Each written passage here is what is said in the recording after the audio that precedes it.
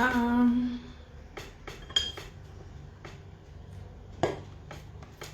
Oi, Ana. Oi, Thaís. E aí? Vocês têm um vai mudando pra gente tomar hoje e conversar um pouco? Oi, Lilian. Vou preparar aqui o meu na Tea Maker. Vamos ver. Acho que eu vou colocar umas 3 gramas. Ó. Muito bem. R$2,94. Thales. Olha, esse é o Vai Mudando. Ana tá dirigindo, então tá bom, Ana. Você toma depois, mais tarde. Tá bem saturada a cor do vídeo, né? Mas vamos ver aqui. Não vai focar.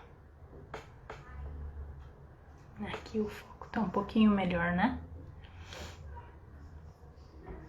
Esse é um branco. A colheita dele é de 2018. Uma colheita de primavera. Tem folhas bem inteiras. Elas estão um pouco escuras, né? Mas é pela oxidação do tempo mesmo, né? Porque elas acabam tendo o mínimo de umidade, mas ainda tem um pouco. Mas se vocês verem, tem bastante brotos, né? E hoje a gente vai falar um pouquinho de chá branco. E eu acho que vocês já devem ter visto aí pelos stories do Carlos e do Thales que a gente vai fazer uma live sábado também para falar de brancos. Olá, Fitomulher. Olá, Lorena. Quanto tempo? Vamos fazer uma sujeirinha básica aqui, sabe?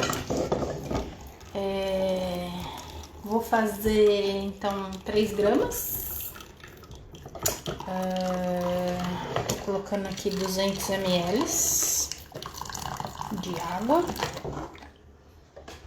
E vou deixar 2 minutinhos.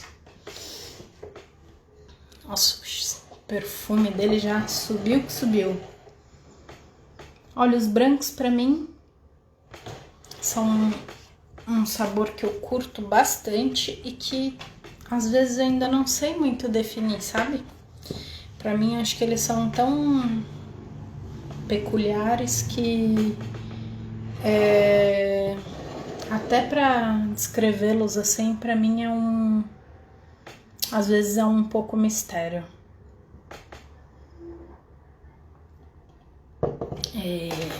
Acho que foi um sabor pra mim dos chás que bastante me encantou. Ó, vou deixar vocês apreciando a beleza dessas folhas maravilhosas, porque eu fiz o favor de esquecer a minha xícara.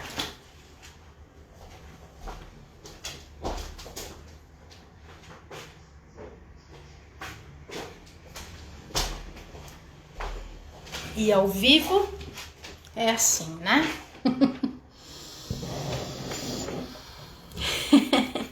Você tem um branco aí, Lilian, pra preparar? Então, eu vou fazer esse aqui e a gente vai provar. E eu vou contar um pouco dos chás brancos pra vocês hoje. E também um pouco do livro que eu escolhi para essa semana, que pra mim, de alguma forma, esse livro não sei, na minha cabeça eu fiz algumas associações, né? Então é A Vida Secreta das Árvores, do Peter Holbein, não sei falar alemão. Esse livro foi bem interessante, a descoberta dele, a descoberta do mundo das árvores. Então deu 2 minutinhos aqui na minha infusão. Pus 3 gramas, 2 minutos. Uma cor bonita, né? É um licor que, quando a gente olha assim, pelo vídeo acho que vai ser bem difícil, né? Mas eu consigo ver as penugens do chá. E eu acho muito bonito de conseguir ver as penugens em xícara. Ele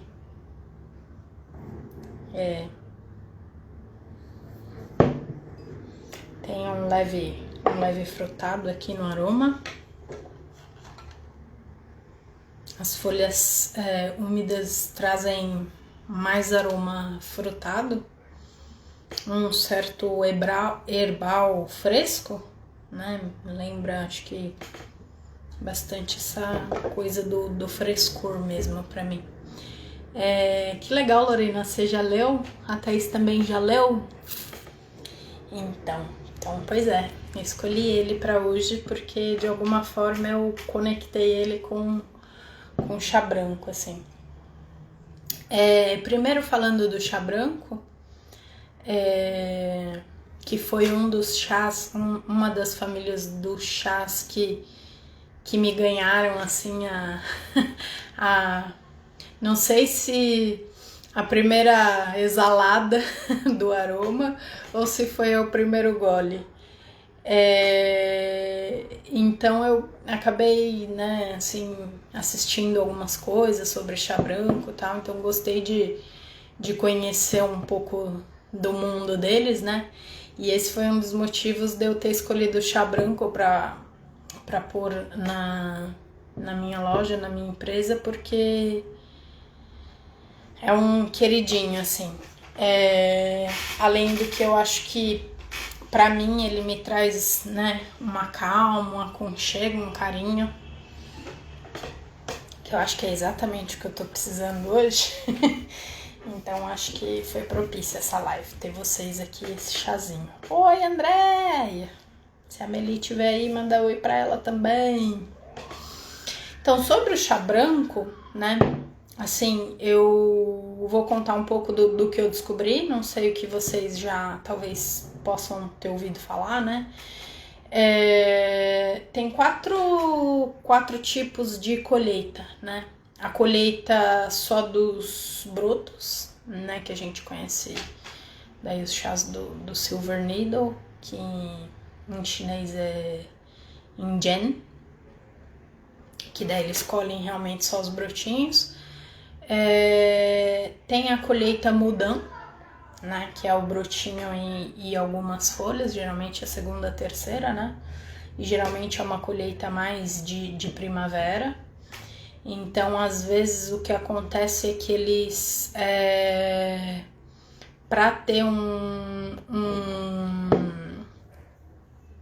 broto, né, geralmente o primeiro broto, ele é mais gordinho, né, mais carnudo. Então, às vezes, eles fazem a primeira colheita só do Injen, né, para fazer o processamento desse tipo de chá. E o Mudan, ali depois de umas 2 semanas, uns 10 dias, a folha cresce. E aí eles fazem, né, essa segunda colheita para fazer o chá do Mudan. Existe a colheita Gongmei, né, que ela é parecida com o Mudan, só que geralmente os buds, né, os brotinhos ali já estão mais finos e tal. Geralmente é uma segunda colheita, um tipo de colheita de outono, né, mas até como a professora Carol esses dias estava comentando, é um chá difícil de se provar, porque geralmente eles classificam tudo como Mudan. Então, não porque seja um chá raro, mas porque a classificação acaba entrando como Mudan mesmo. E um quarto tipo é o Choumei, que daí é a colheita apenas das folhas e geralmente é a última colheita da primavera que eles fazem, né? Dentre as variedades do chá, eles consideram na China que uma das variedades mais antigas é o Xiao. Gente, eu não sei falar chinês, tá? Tô tentando reproduzir mais ou menos o que eu ouvi. Então, o Xiao, que é uma variedade da planta camélia, bem pequena. Então, ela tem as folhas pequenas, então os brotos são pequenos, mas eles consideram que é uma das mais antigas ali. E aí tem a variedade da Bai, que é considerado o grande branco, né, o Big White, que tem as folhas maiores. E a variedade da Hao, que é mais resistente também, é mais carnuda e acaba sendo a maioria dos chás sendo produzidos dessa variedade. E uma curiosidade que eu queria também trazer aqui sobre o chá branco, né? Eles falam que as primeiras produções ali do chá branco aconteceram por volta de 1780, mais ou menos, né? Na China, nessa região de Fujian, de Yunnan.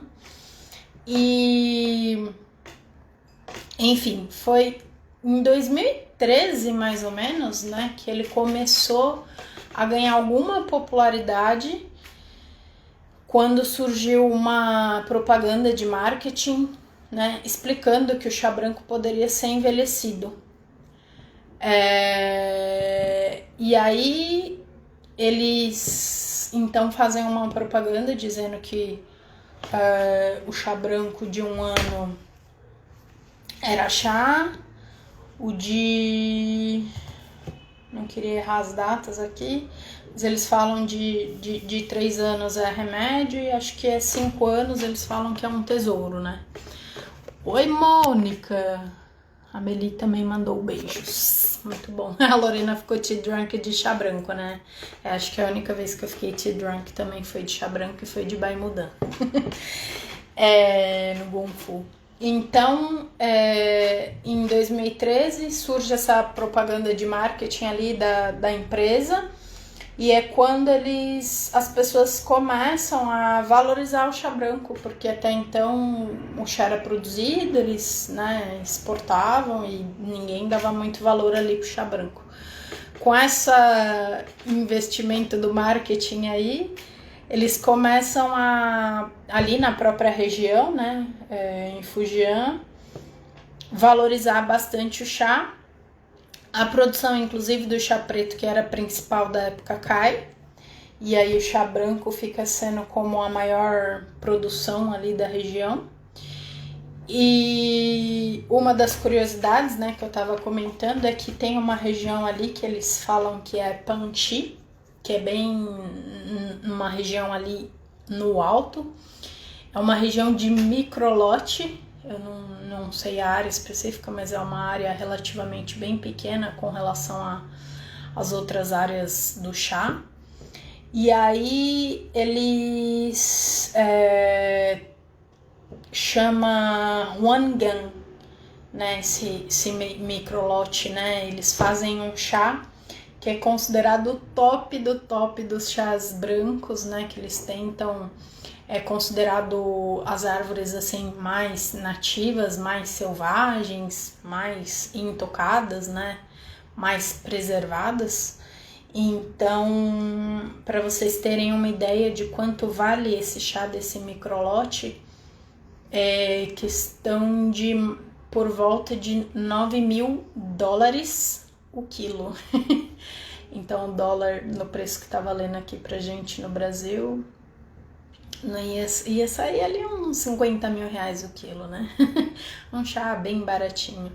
Então é um dos chás brancos mais conhecido, mais famosos ali dos brancos e da China, né?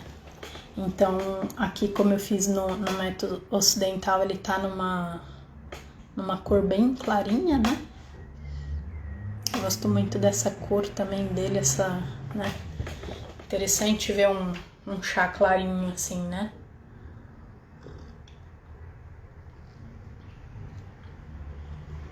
ficou um tanto quanto suave na minha infusão.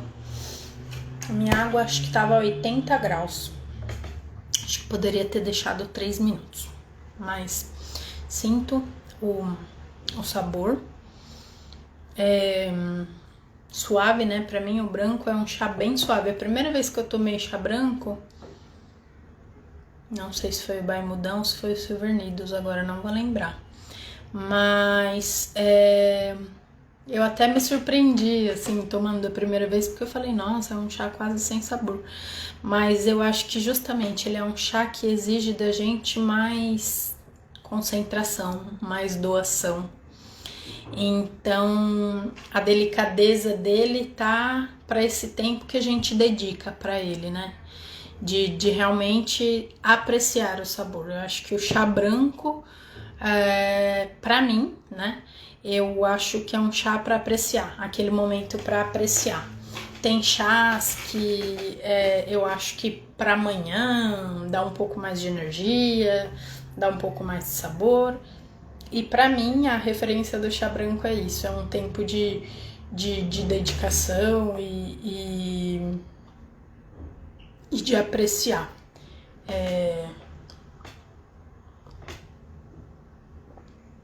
Ele tem umas notas florais, um sabor doce. É um chá que pra mim não tem nada de amargor.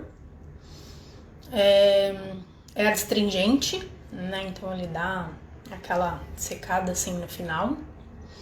E pra mim o retrogosto dele sempre é bem floral. E outras curiosidades mais aqui sobre o branco, né? Que eu tava até dando uma olhada hoje pra gente conversar aqui. Ele é o chá menos processado das famílias, né? Então, digamos assim, ele passa pelo processo de colheita, murchamento, né, normal das folhas ali, e depois o processo de secar as folhas, né? Porém, é um processo longo e bem demorado. E a Mônica comentou também que não sentiu o gosto da primeira vez e é isso mesmo, Lilian. Eu acho que é um chá que te exige estar presente no momento. Tempo de paz, isso aí, Thales. Então, a colheita dele, né, ali naquele momento de colheita e o secamento dele, hoje em dia, com as máquinas até que automatizaram um pouco, não tem muito mais a secagem do sol, do chá branco, poucos lugares ainda fazem essa secagem do sol. É muito mais fácil, né, automatizar, pôr lá nas máquinas e deixar, né, ficar o controle de temperatura. É tudo muito controlado, né? Era isso que eu queria dizer. É tudo controlado, então você não precisa ficar lá ajustando. A máquina começa a secagem a mais ou menos uns 28 graus, né? Para começar a secagem das folhas ali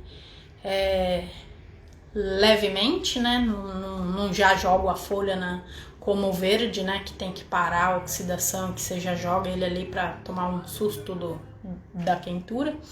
Então ele começa ali com uma secagem a uns 28 graus. Olá, Mônica! E ele vai subindo a temperatura na máquina bem gradualmente, né? E a máquina chega até uns 50 graus, mais ou menos. Nesse processo de secagem, leva aí 40 horas, mais ou menos. Então o chá fica lá intocável por umas 40 horas, com a temperatura que vai aumentando gradualmente.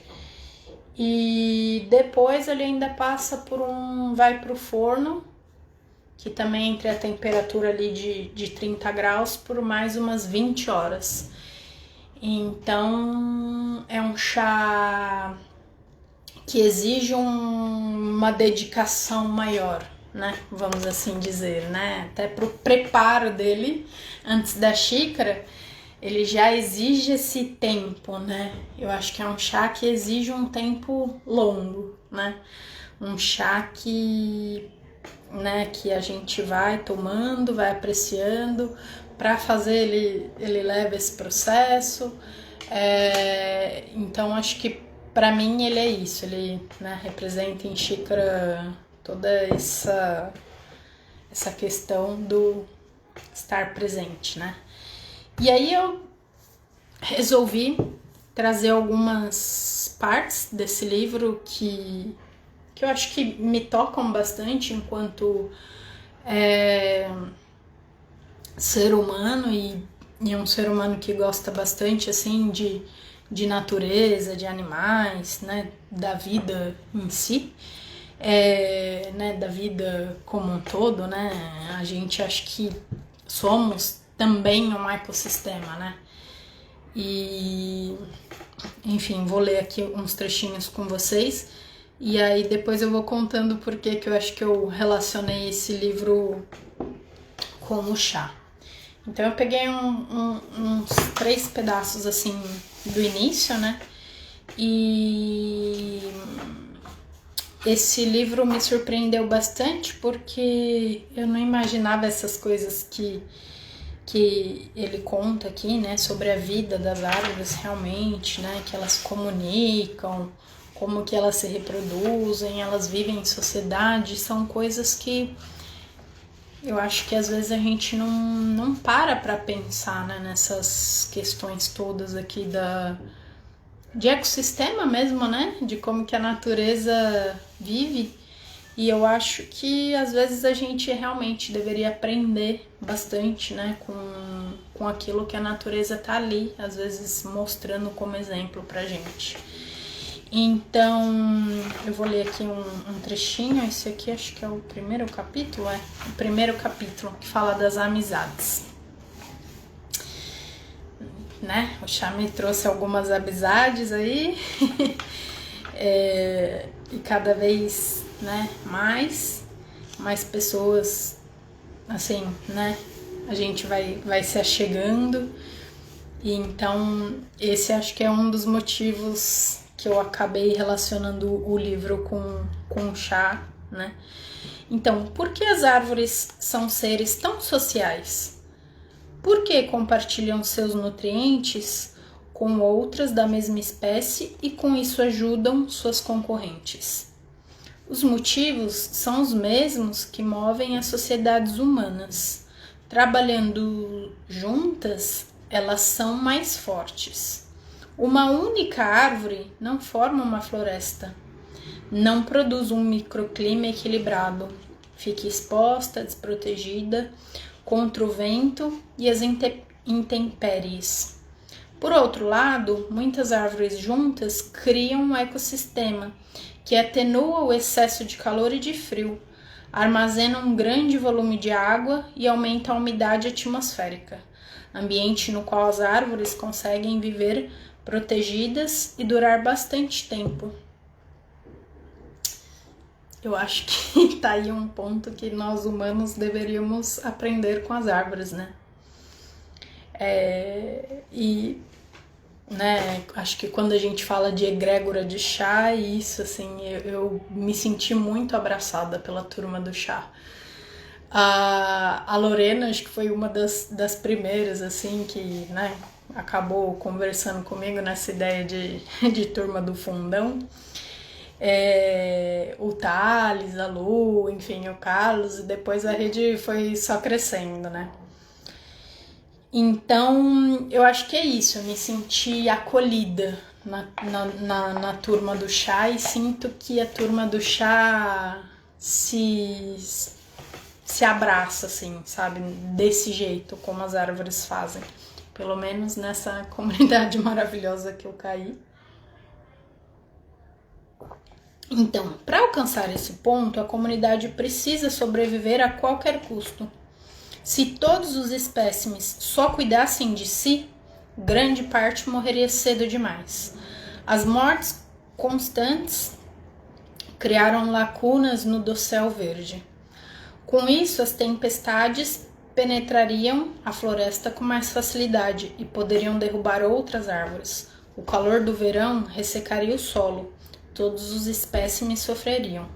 Assim, cada árvore é valiosa para a comunidade e deve ser mantida viva o máximo de tempo possível. Mesmo os espécimes doentes recebem ajudas e nutrientes até ficarem curados. E uma árvore que no passado auxiliou outra pode no futuro precisar de uma mãozinha. Quando as enormes faias se comportam dessa forma, me fazem lembrar de uma manada de elefantes. A manada também cuida de seus membros, ajuda os indivíduos doentes e fracos e reluta até em deixar os mortos para trás. Então é muito interessante de ver como as árvores ali realmente agem como um ecossistema. E lendo o livro ele explica melhor, né, como que elas fazem isso. Como que elas vão uma nutrindo as outras quando estão doentes, como umas avisam as outras quando tem predadores, né? E aí ele termina o capítulo falando que esse tipo de amizade que proporciona alimentação até a restos de árvores só existe em florestas naturais, né? Então uma floresta que a gente só planta, né? Que a gente faz, geralmente não tem esse ecossistema, né? Então é interessante o quanto que essa preservação mesmo do meio ambiente é importante, né? Vou preparar aqui minha segunda infusão já. Aí no capítulo 2 ele vai falar da linguagem das árvores, que daí eu também peguei um trecho aqui interessante. Vou deixar 4 minutos a minha segunda infusão para ter mais sabor aqui no meu chazinho. Vou colocar até um tiquinho menos de água aqui. Vamos ver. Tá 83 graus. E então, assim, eu acho que a princípio, para mim, como o chá branco é delicado, ele é sutil, ele é, né, floral. Eu acho que esse livro, para mim, traz essa delicadeza da natureza, sabe? Eu achei muito interessante esses relatos, né? Ele era um engenheiro florestal, né? Ele começou, acho que a carreira dele derrubando árvores. Depois ele foi observando e entendendo, né, sobre essa vida, né, secreta delas e o quanto era interessante. Então aqui no capítulo 2, quando ele vai falar da linguagem das árvores, ele usa um exemplo da árvore do salgueiro. E aí ele fala que a árvore também sabe se defender por conta própria, né? Então, uma das coisas que a árvore produz para matar insetos devoradores, ou pelo menos para tornar desagradável ao paladar do agressor, o carvalho, né, que ele dá de exemplo aqui, libera na casca e nas folhas tanino, que é o que às vezes a gente acha aqui no chá, né, os taninos que trazem essa astringência e tal, uma substância amarga e venenosa, né, para deixar os insetos longe, né, não comerem a árvore, né. Aí o salgueiro, então, produz a salicina, que também é um precursor da aspirina, que tem o mesmo efeito que o tanino. Mas não faz esse efeito em nós, né? Nos seres humanos. Na verdade, até o chá da casca, né, de salgueiro, alivia dores de cabeça e diminui a febre. A árvore precisa de tempo para ativar essa defesa. Por isso a cooperação no alerta inicial é fundamental. Então é muito interessante como ele conta aqui quando as árvores vão se comunicando para avisar, né, umas às outras que tem um predador ali e tal. Então é um livro muito surpreendente, né? E um pouquinho mais aqui no capítulo 3, quando ele fala do serviço social, eu peguei um último parágrafo aqui para ler para vocês, que do ponto de vista evolutivo, faz sentido que apenas os membros mais fortes da comunidade sobrevivam. Mas o bem-estar do grupo depende da comunidade, e quando os membros supostamente fracos desaparecem, os outros também saem perdendo. A floresta fica mais exposta e o sol quente, as tempestades de vento alcançam o solo, interferindo na umidade, na temperatura ideal. Mesmo as árvores fortes adoecem muitas vezes no decorrer da vida. E quando isso acontece, elas passam a precisar do auxílio das vizinhas mais fracas. Caso as árvores menores já tenham morrido, basta um inofensivo ataque de insetos para selar o destino de árvores gigantescas. Então, interessante, né, como realmente a gente faz parte, né, do ecossistema e como que isso foi uma das coisas que eu encontrei nessa egrégora do chá. E, né, esse acolhimento, esse apoio, né, comecei a montar a minha loja de chás, que tá aí engatinhando, e nossa, tive acolhimento, assim, de pessoas que eu nem imaginava, de pessoas que eu nunca conheci, de pessoas que eu nunca encontrei. Olha lá o licor da segunda infusão que eu já fiz mais concentrado e com mais tempo, né? Ficou bem mais amarelo. Então, eu acho que o que esse livro traz de ensinamento aqui foi uma das coisas que eu vivi na comunidade do chá, né? Não é nem que eu aprendi. Eu vivi isso, né? Eu ouvi relatos, né? E além dos relatos, eu acho que antes mesmo de ouvir os relatos, eu acho que eu vivenciei isso. Então, para mim, o chá passa a ser, né, uma alegria, um propósito, e querer fazer disso, né, o meu alimento diário é também por isso, né? É também por estar aqui partilhando desses momentos de trocas, de carinho, de apoio, né? De formar mesmo um ecossistema, porque, né, é uma bebida tão deliciosa, uma bebida que, né, traz tanto benefício, não só da bebida em si, mas, né, por esse fato, poxa, a gente tá bebendo, né, um chá aqui de uma folha, de uma planta, de uma árvore, de uma região, de um lugar que tá lá do outro lado, e de alguma forma a gente tá ajudando essas pessoas lá também, né? Eles estão nos ajudando, enviando essa preciosidade, né, que é da terra, né? E a gente de alguma forma tá, né, levando alguma coisa lá para eles também. Então, eu acho que o mundo é muito isso, né? E o mundo do chá não tem como. Eu acho que ele é um reflexo muito grande disso. Ver aqui no Brasil a cultura do chá se espalhando, né? Lojas especializadas de chás, com chás de qualidade, com chás de procedência, né? Sendo vendidos, vendo as pessoas aumentando, né? Esse consumo, essa consciência, sobretudo, me encanta bastante, né? Porque eu acho que é isso. E, sobretudo, para mim, o chá representa também essa conexão com as pessoas, né? Ou com nós mesmos. Então, assim, né? Nesse momento de estar só, de estar presente do chá, o chá conosco, ou chá para compartilhar com os amigos, né?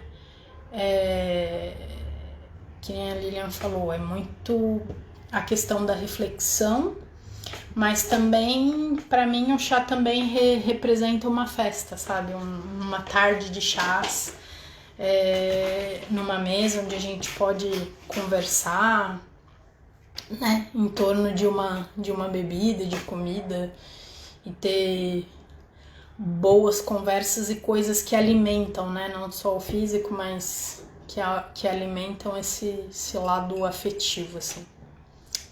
Então, basicamente, essa era a minha... o meu brainstorm do dia, assim, de contar um pouco para vocês das conexões que eu fiz do chá branco com esse livro, contar um pouco desse chá que eu gosto bastante e esse foi um dos motivos de escolher ele para pôr lá na Tati. Acho que foi a segunda etiqueta que nasceu, na verdade, né? A Cris Alencar, minha amiga queridíssima, que cuida dos designs aí, que fez o logo, que eu particularmente sou apaixonada, achei que ficou lindo, maravilhoso, bonito, delicado. Então, eu gosto bastante. Então, acho que tem muitos carinhos especiais envolvidos aqui nesse chá.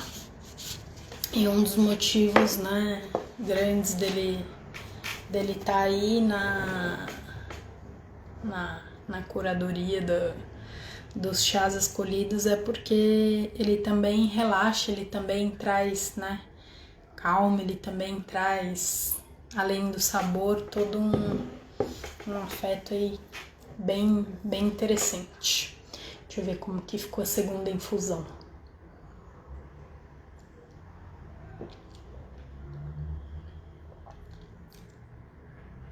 Suave, delicado, floral, aromático, astringente. O que mais?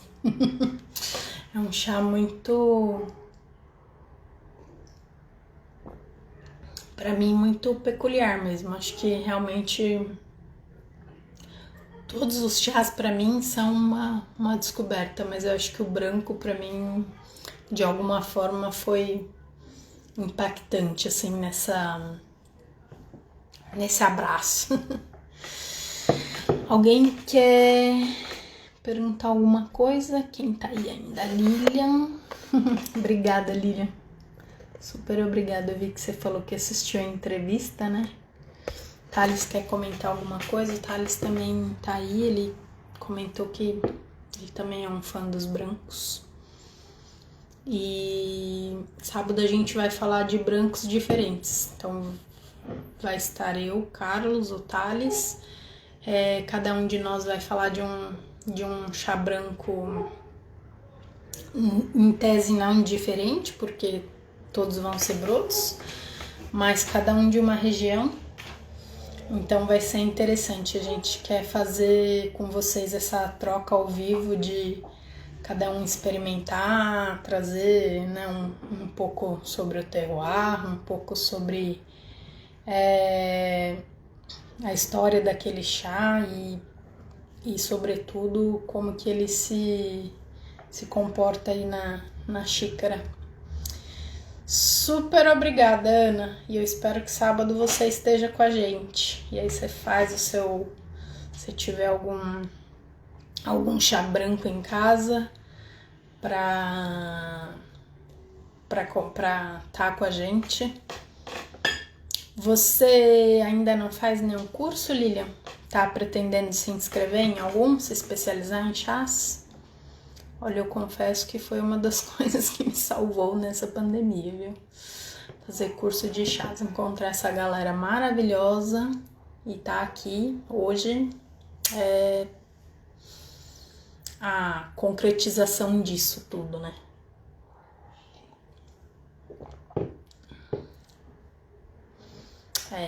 Então, Ana, justamente eu acho que isso é o que mais me encanta no chá. Essa conexão que ele faz, né? É muito legal. Então é isso, vou deixar gravado. Obrigada, Lorena. Logo temos Baby chegando. Já chegou ou não? É Timóteo? Se eu não tô trocando o nome do pobre Baby. Tisaninhas apenas. Aí você vai conhecer muitos chás, Lilian. Tenho certeza. De onde você é, Lilian? E aí eu vou deixar salvo aqui no IGTV pra curiosidade de quem queira. E é isso. Depois, se vocês quiserem mandar sugestões, comentários, falar... Ah, cheguei em maio. Ó, tá quase, hein? Quase.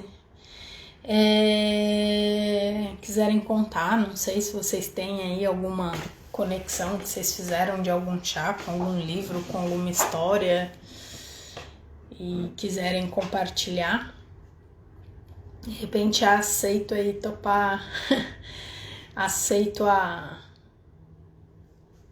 provar o chá com a história que vocês me falaram. Em Penápolis, legal, Lilian. Então a gente se fala. Quinta-feira que vem pretendo estar por aqui, falando de mais algum chá também. Ainda não tô aqui na dúvida da pauta de qual chá, de qual história. Talvez vai estar um pouco corrido a semana que vem, então eu posto aqui se eu vou conseguir fazer na quinta ou não.